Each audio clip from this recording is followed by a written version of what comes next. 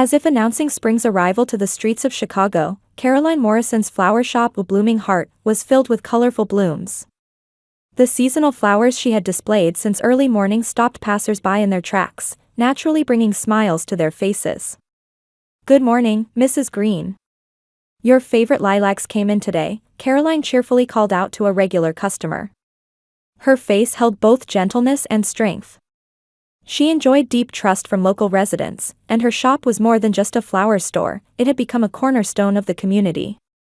While watering the flowers, Caroline's heart felt a bit heavy. This weekend was a family gathering to celebrate her parents' wedding anniversary. She was supposed to bring a bouquet, but honestly, she wasn't looking forward to it. It'll just turn into the same old conversation about, still single at your age, and when are you going to settle down, she sighed while trimming rose stems. Caroline's parents, Howard and Elizabeth, were a typical upper-middle-class couple living in an upscale suburb of Chicago. Howard was a retired law firm partner, and Elizabeth was a prominent figure in the local arts association. Their values were old-fashioned, and they expected their daughters to build good families. Her sister Brenda had fulfilled those expectations by marrying a successful investment banker, living in an upscale neighborhood, and raising two perfect children. Meanwhile, Caroline had quit her corporate management position after college against her parents' wishes to open a small flower shop. Her choice had never gained her family's understanding, and her mother repeatedly told her she was wasting her talent. The shop phone rang, bringing Caroline back to reality. It was from St. Mary's Hospital. "Yes, this is Blooming Heart." "Yes, I'll deliver the volunteer flowers tomorrow." "No problem, the usual time." After hanging up, Caroline's smile returned. Every Wednesday, she volunteered to deliver flowers to terminal patients at the hospital. Those encounters had significantly changed her life. Last fall, while Caroline was arranging flowers in a hospital room, a man entered. This modestly dressed man took the hand of an elderly woman sleeping in the bed and spoke to her gently. "That's Michael Daniels," a nurse later told her. "He comes to see his grandmother every day. She raised him. Isn't he devoted?" Caroline and Michael's conversation began with casual talk about flowers. Michael's grandmother, Ruth, had been a gardening enthusiast. From then on, they met every Wednesday at the hospital. Michael didn't share much about what he did, but he showed genuine interest in Caroline's work and passion for flowers. Even after Ruth passed away, Michael began visiting Caroline's shop. She only learned he was an executive at a major medical equipment manufacturer after they started dating. He hadn't revealed his identity from the beginning because too many people change their attitude depending on who you are. While wrapping flowers, Caroline gazed at the engagement ring on her finger. After a year of dating, Michael had proposed last month. She was happy, but she still lacked the courage to share this happiness with her family. She hadn't introduced Michael to them because she wanted to protect him from their critical eyes. The shop door opened, and the mail carrier entered. "Morning, Caroline. Special delivery for you." Opening the envelope, she found a letter from the hospital. It was the results of her routine checkup. Caroline had undergone tests a week ago after experiencing dizziness and nausea. As she read through the letter, the color drained from her face. It can't be. Caroline sank into her office chair. She read the letter over and over. She was pregnant. An unexpected pregnancy at 39. Her mind was in turmoil, but deep inside, a small joy began to bloom. That night, Caroline told Michael about the pregnancy. Seeing the look of pure joy on his face eased her anxiety a little. "The doctor said there are risks with a pregnancy at my age," Caroline said worriedly. Michael took her hand and replied, "We already love this child. Everything will be fine. I'll make sure you get the best medical care possible." Caroline rested her head on Michael's shoulder. She decided to announce both her pregnancy and engagement at this weekend's family gathering. Her family would be surprised, but surely they would celebrate her happiness. Michael would be coming too. Actually, the couple had another plan.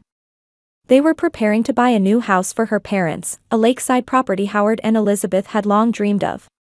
Caroline imagined her parents understanding her choices, accepting Michael as family, and loving their future grandchild. On Thanksgiving morning, Caroline took extra care with her appearance. Her cream-colored knit dress enhanced her warm demeanor and naturally concealed her slightly rounded abdomen. She was scheduled to meet Michael at her parents' home at noon. He had called to say he would be a bit late due to an important meeting. "It's okay. I can tell them by myself," Caroline reassured him over the phone. "I'll announce the pregnancy and engagement, and then introduce you properly when you arrive." Caroline headed to her parents' home with homemade cranberry sauce and an elaborate flower arrangement from her shop. The Morrison family mansion stood deep along a street covered with fallen leaves. The large brick house still evoked complex childhood emotions for her. "Caroline." Elizabeth greeted her at the entrance. Dressed in an elegant pearled necklace and sophisticated dress, her mother gave her a light kiss on the cheek, the usual ceremonial greeting. "I thought you might be late. Brenda has already arrived with her children." The family had gathered in the living room. Father Howard was reading his newspaper as usual, Sister Brenda sat on the sofa with her husband James, and their 2 children were playing on the floor. "Finally showing up," Brenda said, glancing at her watch. There was a hint of superiority in her voice. "Late as usual." Caroline maintained her smile and placed the flower arrangement on the table. "Beautiful flowers," her mother said, but quickly changed the subject, proudly beginning to talk about how Brenda's Jeremy won a piano competition recently. The Thanksgiving dinner in the dining room was, as usual, filled with family boasting. Caroline listened quietly, inwardly searching for the perfect timing to share her happy news. "I was surprised when he said he wanted to learn piano," Brenda was saying. "But with Morrison family blood, talent is to be expected, right? By the way, Caroline," Howard suddenly turned to her. "Do you remember that lawyer's son, David Wilson? I heard he got divorced. Good timing, don't you think?" Caroline forced a tense smile. "Dad, I already have." "Caroline, you're not getting any younger," her mother interrupted. "How long do you plan to stay single? Do you intend to end your life in that little flower shop?" The atmosphere in the room grew heavy. Caroline took a deep breath and steeled her resolve. Now was the time to tell them. "Actually, I have something to tell everyone." The table fell silent. All eyes were on her. Though nervous, Caroline wore a happy smile. "I'm pregnant." After a moment of silence, the room froze in a chilling atmosphere. Elizabeth nearly dropped her glass, and Howard put down his newspaper, staring at his daughter in disbelief. "You're joking, right?" Brenda was the first to speak. "At 39? Whose child is it?" "Michael's, he's." Just as Caroline tried to explain, her mother cut in. "Caroline." Elizabeth's voice trembled. "What are you thinking? A pregnancy at your age is embarrassing. The risks are so high." "Mom, we've consulted with doctors." "Get rid of it," her mother's words were cold and resolute. "You can't possibly raise a child alone, at your age, with that small business." Pain shot through Caroline's heart. She tried to tell them about her engagement, but Elizabeth wouldn't listen. "Mom, please. Listen. Be quiet." Howard suddenly stood up. His face was contorted with anger. To do such a shameful thing. "Have you ever thought about the Morrison family's honor?" Caroline gripped the edge of the table with trembling hands. "Dad, I'm happy. I just wanted to share this with my family." "If you're going to have it, then get out," Howard spat. "You're a stain on our family line. Do as you please." The room was tense. Brenda cleared her throat and smiled maliciously. "What's the point of garbage producing more garbage?" she said mockingly. "You've always failed, and now you're going to make a child miserable too? That's laughable." Tears welled in Caroline's eyes. She stood up, placing her hands protectively over her stomach. Why would you say such things? We're family, aren't we?" "Caroline, face reality," her mother said in a lowered voice. "You've always been unstable, unable to take responsibility for your choices. You can't raise a child."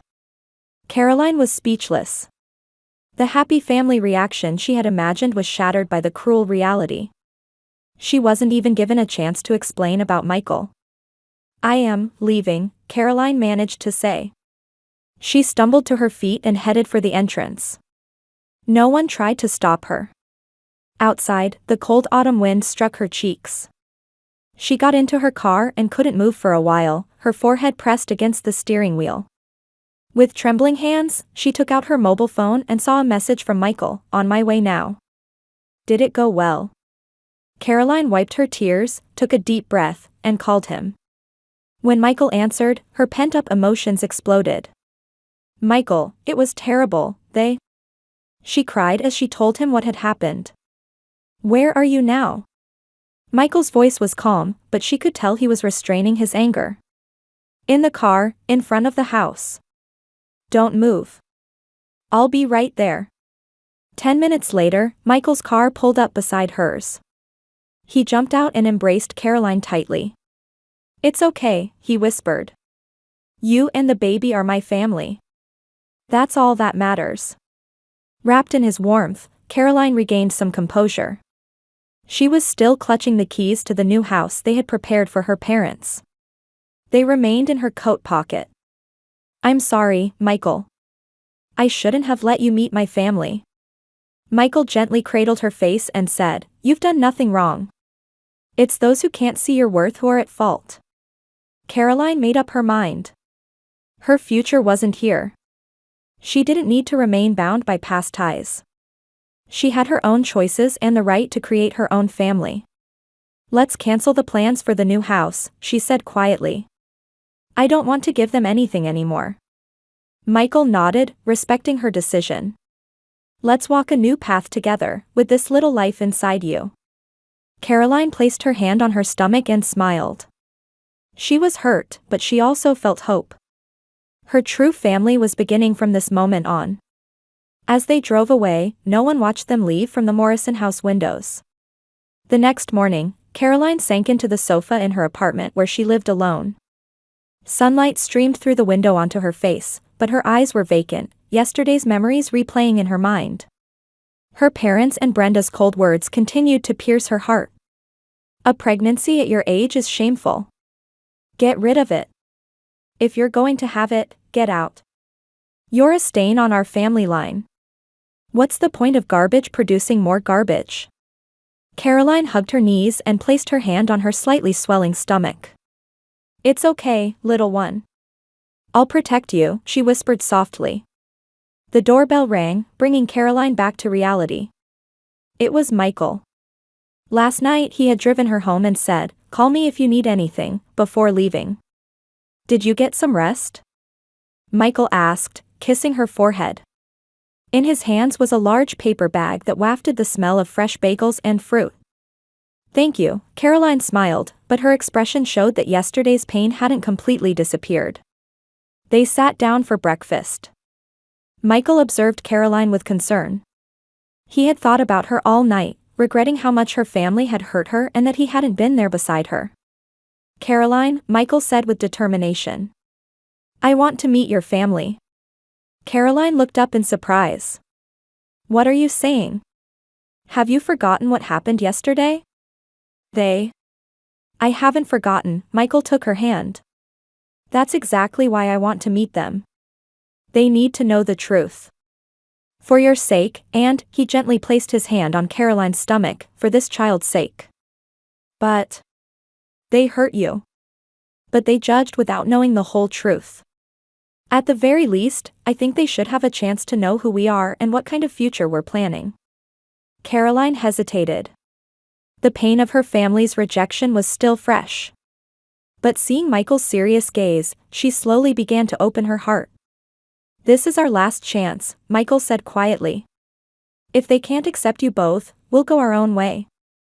But if they reconsider even a little, that would be good for you and the baby." After thinking for a while, Caroline slowly nodded. "All right. But I won't let them hurt me again." There was a new strength in her voice. Yesterday's weakness and fear had vanished, replaced by firm resolve.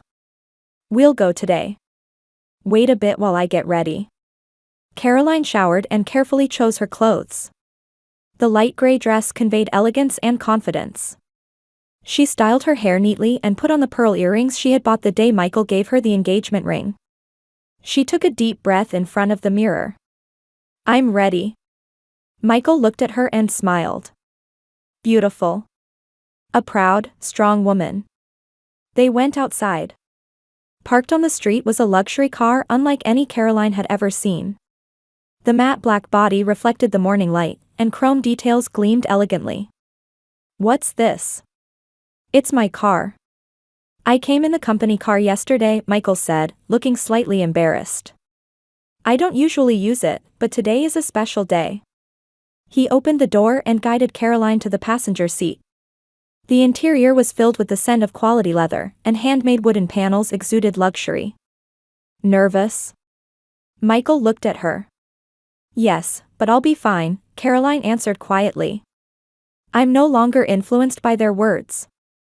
I decide my own life." The car quietly cruised through the city toward the upscale neighborhood where the Morrison family lived. As they passed tree-lined avenues beginning to change color, they barely exchanged words. Each was contemplating what was about to happen.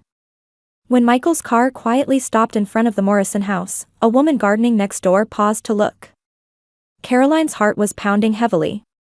"They're probably watching from the window," she whispered. Indeed, shadows could be seen peeking through the curtains. Caroline took a deep breath and opened the door. Michael followed, wearing a dark gray suit specially tailored for today. His appearance was dignified. As they started walking toward the entrance, the door opened. Elizabeth appeared, with Howard visible behind her. Brenda was also there with her children, apparently having stayed at her parents' home. Confusion and surprise were evident on all their faces. "Caroline?" Elizabeth's voice was weak, unlike yesterday. Caroline straightened her back and took Michael's arm. His presence gave her strength. She spoke in a calm voice. "Mom, Dad, this is what I was trying to tell you yesterday." She took a deep breath and continued. "I am pregnant. And this is my fiancé, Michael." The color drained from Howard and Elizabeth's faces. Brenda stood with her mouth half open, speechless. The family alternately stared at Michael in his suit and the luxury car parked behind him. "I'm Michael Daniels," Michael introduced himself politely yet coolly. "I've been dating your daughter for a year." Silence dominated the surroundings. Elizabeth was the first to recover, hastily saying, "Well, do come in." Caroline looked at Michael, and he conveyed with his eyes, "It's up to you." She looked back at her parents and said quietly but firmly, "It's too late." Her words made her parents' faces stiffen. They seemed to be beginning to realize the magnitude of what they had lost. "Caroline, please," her father stepped forward. "Let's talk. Yesterday was. What did you say to me yesterday?" Caroline's voice was trembling, not from weakness but from contained anger. "You called my pregnancy a shame and this child garbage." Brenda blushed and looked away. Elizabeth looked at her husband, and Howard stood frozen, seemingly at a loss for words. "We will walk our own path," Caroline continued. "Just as you rejected me, I choose not to choose you." Her words carried weight, laden with years of accumulated disappointment and newfound certainty in her own worth. "Caroline," Michael gently placed his hand on her shoulder. She nodded slightly and gave her family one last look. Caroline didn't look back to maintain her resolve. "Wait, Caroline." Elizabeth's voice broke the stillness. Caroline stopped and slowly turned around. Her expression combined determination with quiet sadness.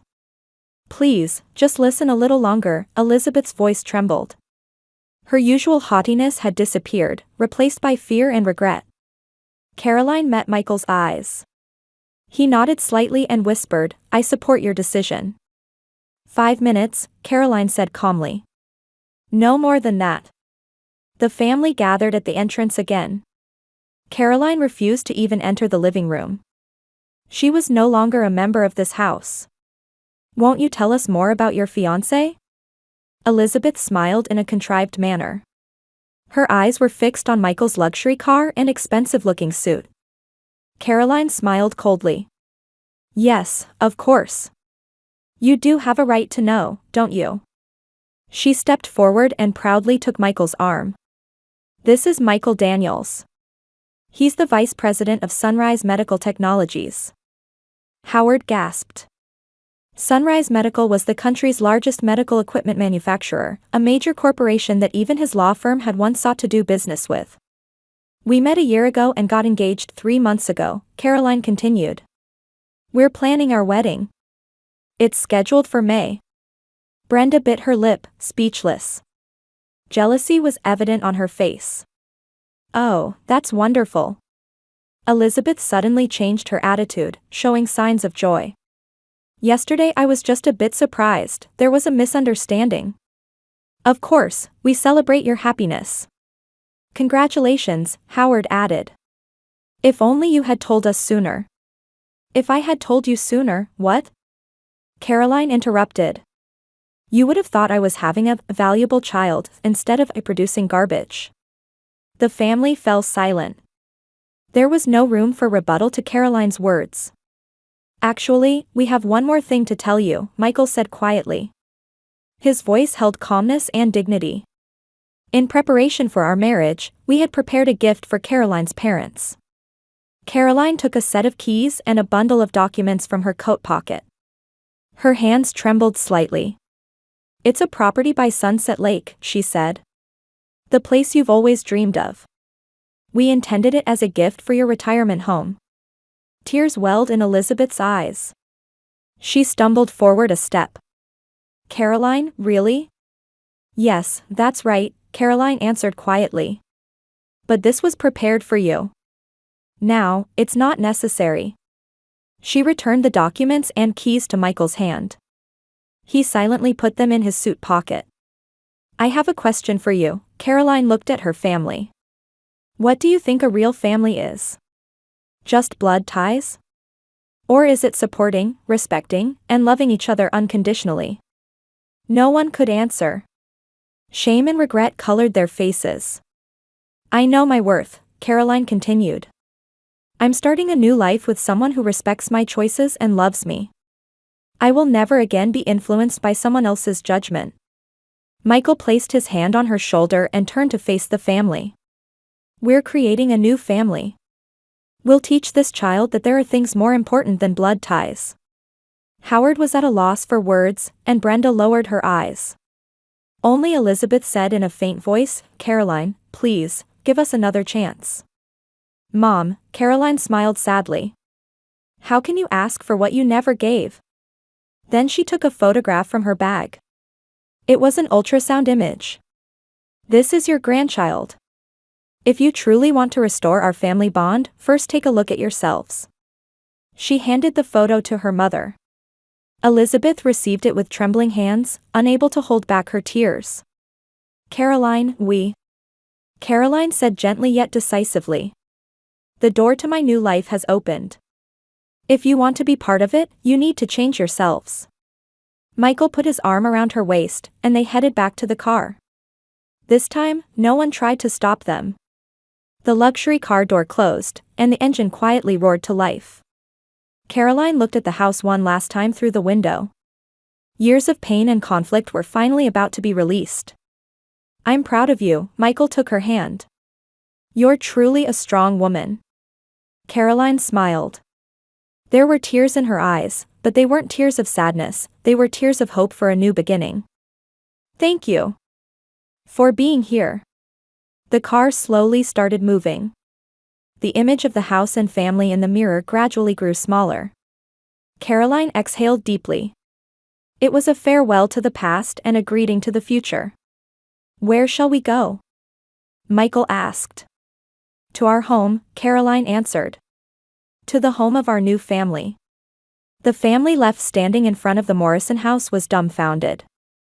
They held the ultrasound image in their hands, and the heartbeat of that small life was slowly but surely beginning to restore warmth to their frozen hearts.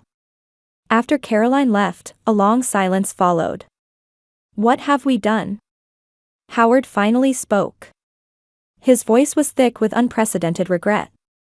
Elizabeth clutched the ultrasound photo to her chest, crying quietly.